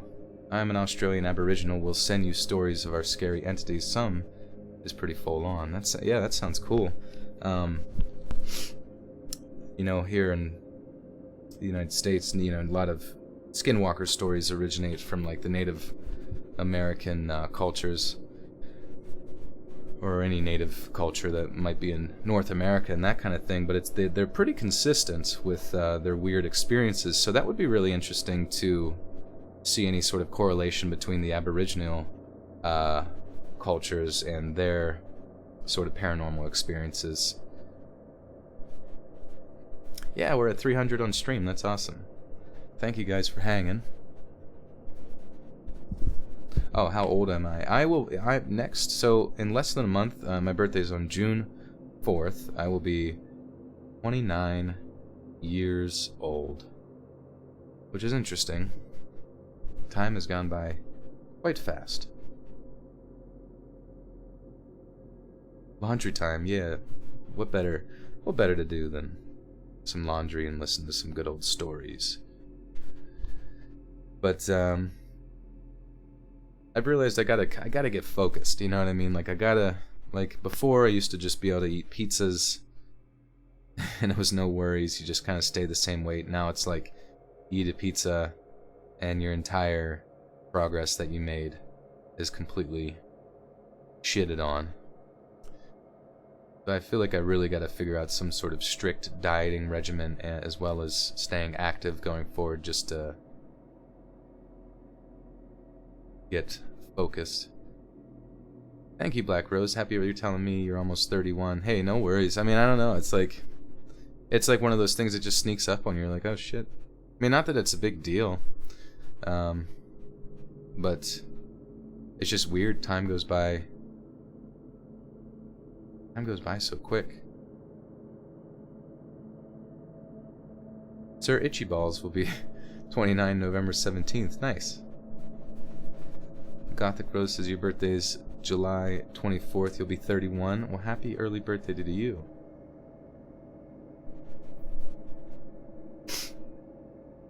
Black Rose, you work 24-hour fitness. Nice. I need a personal trainer. I do CrossFit stuff, but because of the vacation that I went on and just took a break, and then now I'm sick, I've had quite a bit of time off, and you know, you kind of go stir crazy.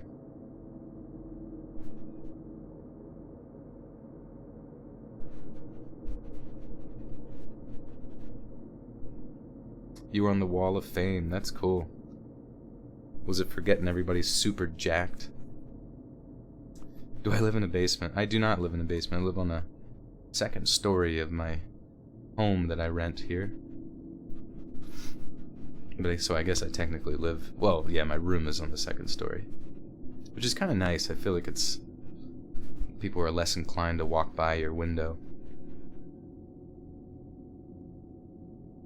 54 and plays semi-pro football. That's pretty sick.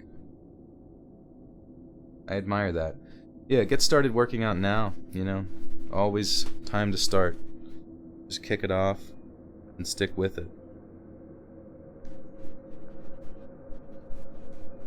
It's definitely worth the heartbeats.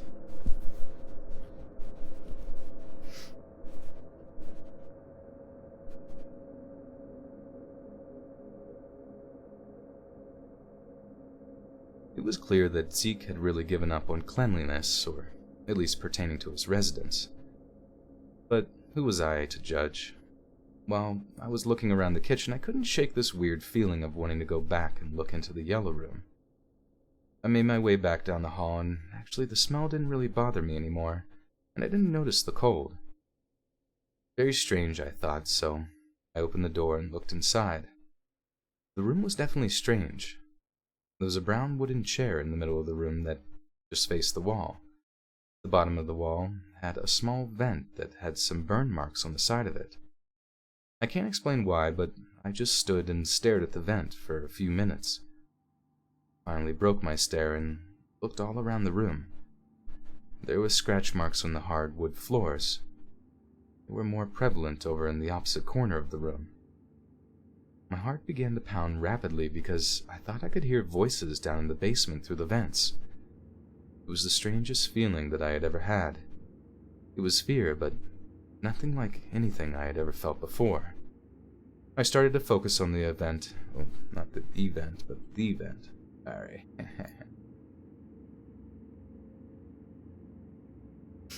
You did a half marathon. That's cool.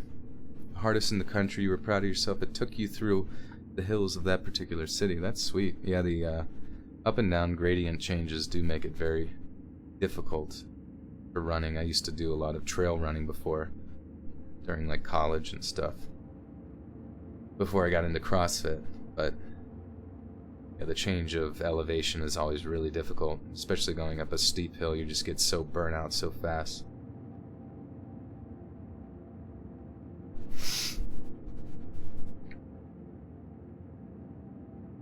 I started to focus on the event again, trying to hear what these voices were saying. They sounded muffled, but they were clearly voices. Was it a radio or a TV left on in the basement? It sounded like a woman, and an elderly woman, I thought. I finally broke my trance and delusion in the yellow room and wanted to investigate the basement. I made my way to the basement door, which was off of the kitchen. There was a giant pile of trash blocking the basement door. I kicked it all to the side, attempting to get the doorknob, After some struggle, I got to the doorknob and forced the door open. Again, I was hit by a gust of cold air, even colder than previously mentioned about the house and the yellow room specifically. I could now smell the horrid smell again, and the voice or static voices seemed to be getting louder. I turned on the light and proceeded down the stairs and half-heartedly spoke. "Is anyone there? Are you okay?" There was no response, and as I got further down the stairs, I realized that nobody was... Oh, shit.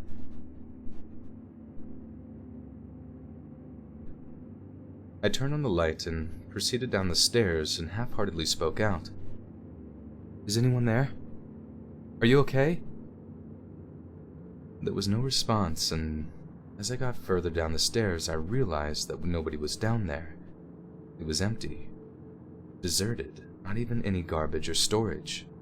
Nothing. The basement light was clearly dim.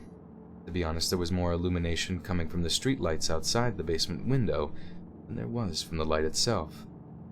With the orange glow from outside, I could see some kind of silhouette in the back of the room that I hadn't noticed before. I spoke up again in a shaking voice. "Hello? Is someone back there? Are you okay?" Right as I stopped speaking, the shadow or silhouette or person, whatever you want to call it, made a quick move towards me. I screamed and just ran away. Ran back up the stairs, not looking back. As I flew up the stairs, I could swear I heard a hissing noise. A me-me, oops, a me-me-me, a me-me-me, a moo-moo-moo. I made my way to the top of the stairs and was now running down the long hallway. I could again hear the muffled voices that I heard earlier as I was running by. As I got to the end of the hallway and approached the back door, I turned around to see if whatever was down there had followed me up the stairs. Again, I saw the dark figure. It was very tall and I couldn't really see a face. I turned and ran as fast as I could. I didn't even run back home, I just kept running and ran all the way to the local convenience store a few blocks away. I sat there for a few moments trying to comprehend what it was that I had seen. Had someone broken in? Did someone live in the basement? Did I experience something paranormal? I went home and hugged both my parents and told them that I didn't want to go into that house anymore and asked if I could contact Zeke to find someone else to do it. They agreed and didn't press me any further for information. I can't explain what happened in that house, and I'm not sure what I experienced or what I saw. I still feel guilty I didn't call the cops in case there truly was a home intruder. Zeke never came back to that house. He never answered his phone. I don't know if he moved or what happened. He never contacted any of us, and to be honest, I don't think I've ever seen anyone at that house since that night. One positive thing that came from this story is that it was the turning point in my life where it was starting to make... One positive thing that came from this story is that it was the turning point in my life where I started making better decisions. I started to go back to school and I'm actually on track to graduate next year. I have a job and am saving up to get my own place once school is over. Does anyone have any insight on this matter? Any answers to this mysterious occurrence? How did I hear voices in the vent? What was causing the changes in temperature and smell, and what was it that I saw? Was it human? Or perhaps paranormal?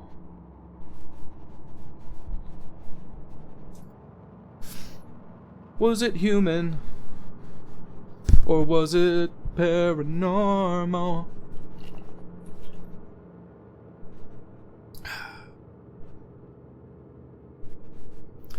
Perhaps it was the cat.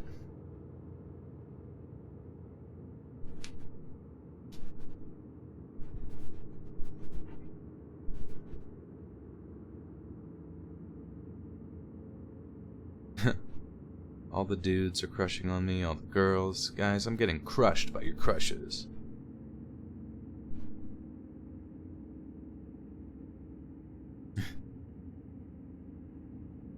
Black Rose, 'tis okay. 'Tis okay. This is the relationship I need to create with my new personal trainer. I would like to do bodybuilding though. Like CrossFit's cool. Like we do some stuff that's like heavy lifting in the beginning, like as far as Olympic lifts and stuff like that. But we do it like once a week, and I know you only really have to do stuff like once a week to see progress, but the fact that we also do a lot of cardio afterwards, I kind of wonder if that like cuts into sort of muscular development because it's cardio. But I have no idea, just because I've been doing it for like a long time, and I know you see most of your progress like early on, but it's just kind of annoying, like kind of doing it for so long, and you just sort of anticipate yourself to be something way more than you are at that current moment, and then you just kind of wonder, maybe just genetically my body is not predisposed to being what I would like it to be, you know what I mean? Or it just means you gotta work harder, which kind of sucks. But I guess that's all part of the game. And anything in life, really. Work harder. Or smarter, I don't know.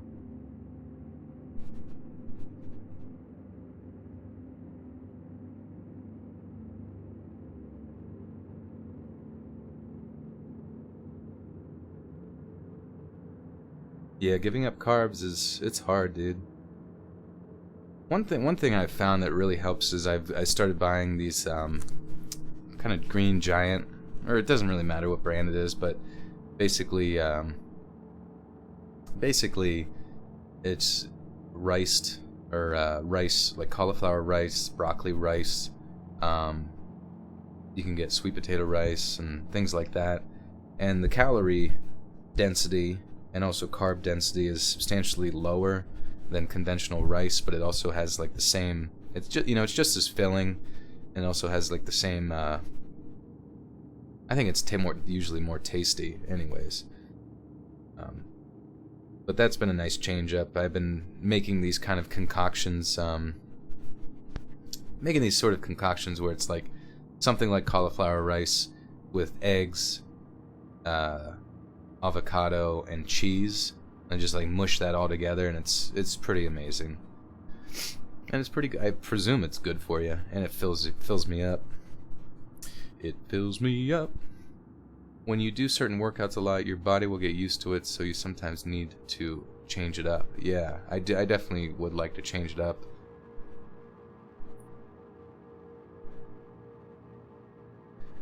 Yeah, we do. I don't know. I guess for me, like, my upper body is my weakest part. My lower body is like substantially stronger than most of my, like, I guess, peers there, or people of similar weight classes and stuff like that. Not that that's really that important, but I think that was just because when I was younger I played offensive line, defensive line for football, so we had to like push people a lot with our legs, and that helped build like a base strength. I kind of feel like the hormones you have in your body when you're like 16 or 17, and as far as muscle building goes, is like your peak, the peak time frame in which no matter what you do, you're gonna make gains. You're gonna make gains, bro. I also posted a funny meme where it was like, I get gains, and then it had like an asterisk, and down below it was like indicating the asterisk meant panic attacks. That was funny. Yo, he dummy thick. Was I good in football? Not really. I mean, like, I was like middle of the road, because I mean, I'm like maybe 5'10" ish, and like I just I don't like, I just wasn't as big or athletic as like the best guys, nor was I like just consistent with, like, I'd have moments of moments of glory, you know, throw a football over a mountain, that kind of thing. But most of the time I just kind of like, I might have peaked in like 8th grade or something like that. Villa Noctis says it's because of human growth hormone. Interesting. Yeah, I remember reading something online that like whenever you do intermittent fasting, your human growth hormone is at its like, what was it like? If you fast for 16 hours, at that like 16th hour of fasting, your human growth hormone is at like 2,000% higher than it would be if you were to just eat throughout the day.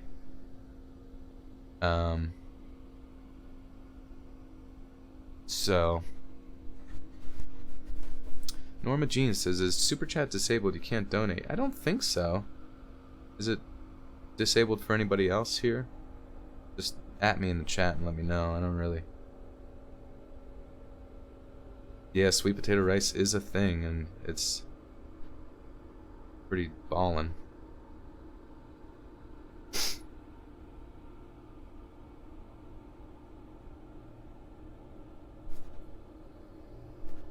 But apparently intermittent fasting, like where you only eat during like an 8-hour window, is like pretty good for you.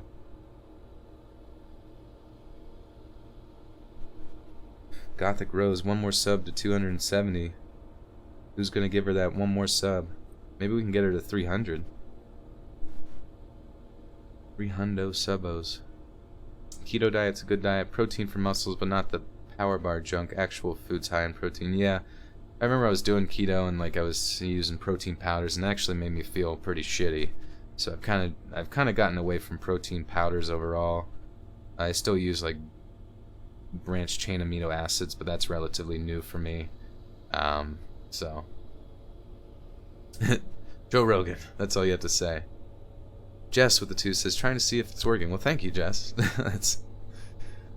That's how I coax everyone into donating. I just ask if they can practice it. But no, thank you, Jess, for checking. It looks like it's working, so that's good.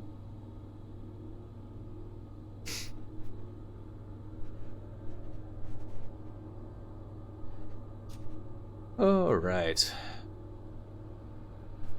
Yeah, fasting definitely is good for you. It's pretty prevalent in a lot of spiritual practices as well. Aside from the fact that, because I'm sure in the past, like a lot of people spent most of their day preparing meals and all that kind of stuff. So whenever they were able to like fast, it gave them more time to sort of introspectively communicate with God, or have time to themselves to meditate and all that kind of stuff. I remember, when I just tried a 48 hour fast, and man, you are hyper aware. Like every smell, every particular thing, you're a little on edge, and I think your body gets used to it after a while, because I've heard of people doing it for long periods of time. But Norma's jeans with the 2. I guess it is working. Thank you, Norma. Appreciate it. Leonardo Penguin, you're heading out. Thank you for joining. Appreciate it.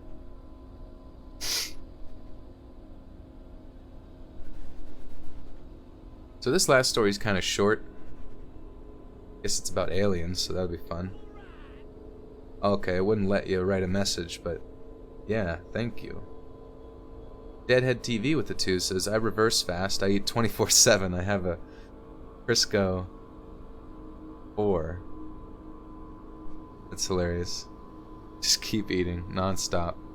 I want to be able to do that. That's why sometimes I almost like, and I know it's probably not good for you, but I always thought it'd be sweet to just like, I don't even know, just like bodybuild like twice a day and just be able to eat whatever the fudge you want. But I'm sure your body would start to fall apart over time. Intravenous food. Burgers. Spring break has always been one of my favorite times of the year. As a child, I used to go on vacation to the ocean, or sometimes even Disney World, and now as an adult, my wife and I go on vacations together around the same time our children are out of school for spring break. For me, there is no better place than the ocean at night. The way the moonlight glows on the waves of the water and the sound of the waves crashing always give me peace of mind. Well, this particular year, my wife and I saved up a little extra money and rented a private house right on the ocean. It was amazing. Drinking my coffee on the ocean every morning and enjoying an alcoholic beverage every night as the moon rose was truly great. One day I passed out on the beach for a couple of hours, only to awaken with horrible nightmares. They were strange, and the only thing I remember is darkness and screaming. A lot of screaming. My wife asked if I was okay, and I said, yeah, just a little shooken up. That night my wife went to bed fairly early, but I couldn't sleep. Not sure if it was the long nap that I had taken earlier in the day, or the horrible nightmares that woke me from said nap. Either way, I wanted to clear my head, so I decided to go for a walk on the ocean. As I kept walking on the desolate beach, I approached something that appeared to be glowing in the sand. I started to approach it quickly, but with a little bit of caution. It was some sort of glowing red ball. It's kind of hard to describe, but I'll do the best I can. It didn't look like cheap plastic. It literally was a glowing red ball of light that didn't seem to have any actual shape. I stared rather intently until it flashed so bright that it knocked me down on the sand. The ball flew up in the air and shot itself out into the ocean, and as it reached the horizon, there was a huge blast of light. Within seconds, the sky looked as if though it was storming, but there was no rain. I saw all sorts of color in the sky and lots of red flashes that I could only describe as looking like heat lightning, but these flashes were lighting up the entire sky. As I watched all the intense flashes of light, before I knew it, I blacked out completely. The next thing I remember is my wife waking me up the next morning in a frantic panic because she didn't know where I was. I tried explaining to her what I had witnessed, but she said I was just dreaming. Was upset that I had wandered off last night, accusing me of getting drunk and passing out, but it's important to note that I don't get drunk, and I would never just wander off and never come back. Something I can't explain happened that night. Can someone let me know what I experienced? Could it have been a vivid dream if I passed out? Has anyone else experienced something similar? Either way, I know that I don't have the same affinity for oceans and vacations as I did before this occurrence.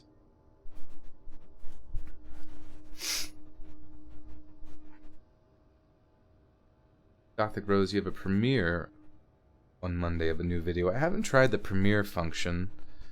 I've been curious. Also, that story was pretty cool. It's actually kind of reminiscent of what kinds of stories you'll probably hear in the Alien special once that is complete, which we are getting pretty close. Probably going to be out this week sometime. But I've never done the premiere thing because my fear is that someone's gonna start, click on the premiere or something, and then they're gonna start the video mid video or something like that, because it's sort of like live streaming it together with everyone as you watch it or whatever. And I don't really feel as if though that's kind of how the channel is to be experienced, I guess. Like, it would make a lot more sense for everyone to kind of be like by themselves or with somebody and I don't know, just sort of chill. Black Rose, you gotta bounce because you can't fold your laundry. That's all good. We're actually we are at the end of the stream here for the most part. Pretty much just have to record the outro, which if anybody has anything funny they want to say in the outro, I would be opened with my ears to hear and potentially read.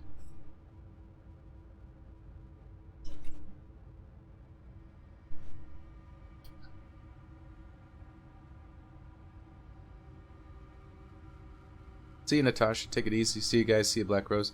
Yeah, so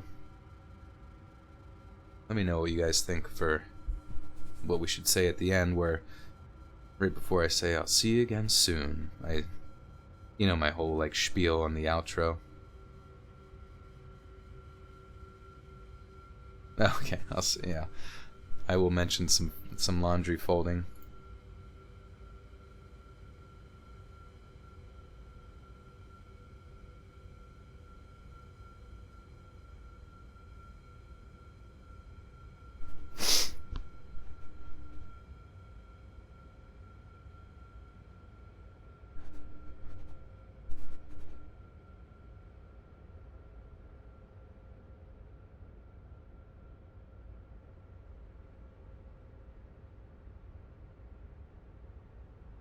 Hey friends, thanks for listening.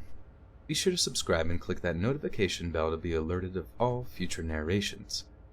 If you got a story, be sure to submit them to my subreddit, r/Let's Read Official, and give and receive feedback from the community, and maybe even hear your story featured on the next video. And join my Discord to interact with me and other listeners directly. If you want to support me even more, grab early access to all future narrations for just $1 a month on Patreon, and maybe even pick up some Let's Read merch on Spreadshirt. All links in the bio. Thanks so much, friends. I didn't really actually know what I was going to say there. Thanks so much, friends. Some people can't fold laundry because... Thanks so much, friends. And remember, some people can't fold laundry because of this.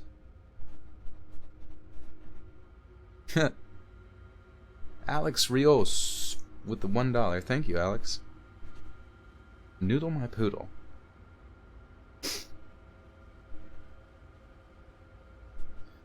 Well, dudes, we have reached the end. Burritos are the best food. That is a very true statement. We'll have to save that for the next one. Alex Rios with another $1. Thank you. Yoda will find you.